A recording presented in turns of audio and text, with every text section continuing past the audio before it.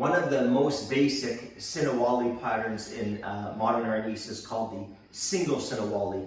And basically the idea here is, maybe a little bit this way, we're going to have our hands up and we're simply going to do a high five. So I'm going to do an inward stroke, a low back one, and I do the same on the other side. It's basically just a high five, low five pattern. So if we slow that down, we would hit high, we would continue and do a low five, and we would do the same on this side. And you notice that Scott and I are pivoting. And the good thing about this is that you can get a lot of repetitions in. So we'll do 10 as 1, 2, 3, 4, 5, 6, 7, 8, 9, and 10. So it's just, if we just slow it down one more time, it's simply just a, in reality I would be like hitting to his face. Boom. I'm just going to show that. Boom. So I could hit to his face and then come down and straight to the knee. But to build coordination, we're simply connecting with sticks.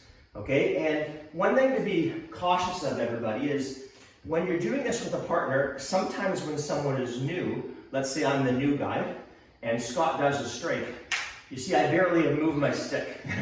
Right? So that's not helping me and it's not helping Scott. We've got to make sure that our sticks strike and connect. And in effect, we are striking and blocking at the same time. This is the pattern. Go a little faster. Now, in reality, these also have empty hand applications. You just put there, that's good. These also have empty hand applications. So if you, in fact, we'll just do it empty-handed first. If we just went high five, low five, this is the pattern. No different. Anyone can do that. No different than what we did with the sticks. Notice how we keep the other hand up. Yeah. Now, in reality, if he were to, say, punch, and I were to block that and circle this, this is a throw.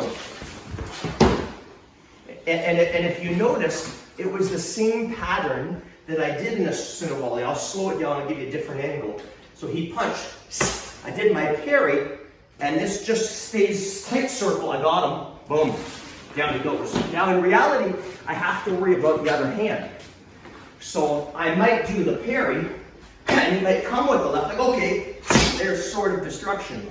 We got a lot of different options.